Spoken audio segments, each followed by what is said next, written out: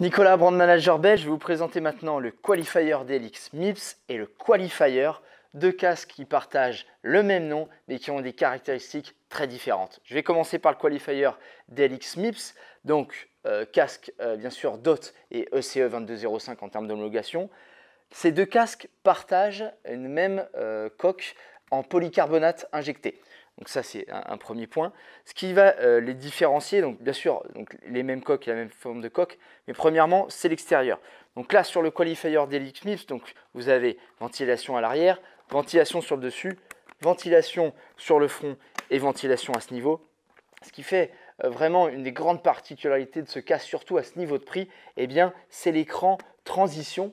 L'écran transition, eh bien, qui est un écran photochromatique, c'est-à-dire qu'il va pouvoir changer de couleur en fonction de la lumière. Là, il est plutôt clair, mais si on le met au soleil, eh bien, en 15 secondes, il va passer complètement fumé, complètement foncé. Donc, ce qui est un vrai gain puisque ce casque en spare part, c'est à 150 € et donc vous l'avez d'origine sur le Qualifier DLX MIPS.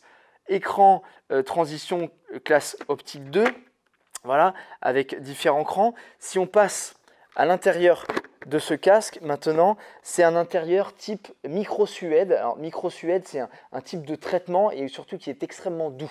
Donc, il est traité antibactérien, antimicrobien et avec beaucoup de douceur. Et c'est un système de fabrication d'intérieur 3D. Donc, pour vraiment une parfaite, c'est très enveloppant au niveau des joues, c'est extrêmement agréable à porter. Si on enlève maintenant l'intérieur, on va arriver sur le système MIPS. Donc, again, à ce niveau de prix, on est avec Bell les seuls, bien sûr, à proposer le système MIPS qui permet, comme vous le savez, eh bien, le système MIPS d'intégrer les impacts en rotation, puisque c'est important. Donc, on le voit bien là sur le casque, la surface jaune, c'est le système MIPS, c'est une surface plane attachée par des élastomères qui peut bouger de 10 à 15 mm et en fait permet d'absorber en cas de choc oblique, puisque bien sûr, quand on tombe rarement tout droit et donc il faut vraiment pouvoir absorber cette énergie en rotation et c'est quelque chose sur lequel Bell est très fort. Également, derrière le système MIPS, c'est très structuré, ce qui permet d'avoir une très bonne ventilation à l'intérieur. Voilà, si je reprends, coque polycarbonate mais ECE 2205, écran photochromatique d'origine sur le Qualifier DLX MIPS, intérieur Suède, système MIPS, c'est le Qualifier DLX MIPS.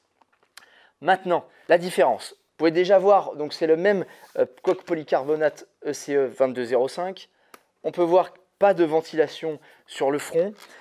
Ce que je n'ai pas dit sur le Qualifier DLX MIPS, vous avez une protection au niveau du nez par rapport notamment à la buée ou à la respiration. Et vous avez aussi ici une protection au niveau du menton. Chose que vous ne retrouvez pas sur le Qualifier ni là ni là. L'intérieur, ce n'est pas un intérieur micro-suède, c'est un intérieur nylon, mais qui est traité antimicrobien, antibactérien, qui est extrêmement bien ventilé. Mais voilà, c'est quand même une différence importante. Et bien sûr, sur le Qualifier, pas de système MIPS, pas d'écran photochromatique, c'est un écran classique de classe 2, comme on retrouve sur la plupart des casques de l'industrie. Voilà, donc j'espère que vous l'avoir bien résumé. Le Qualifier polycarbonate ECE22, pas d'écran transition, intérieur traité antibactérien mais pas micro-suède. Voilà, le Qualifier DLX MIPS et le Qualifier.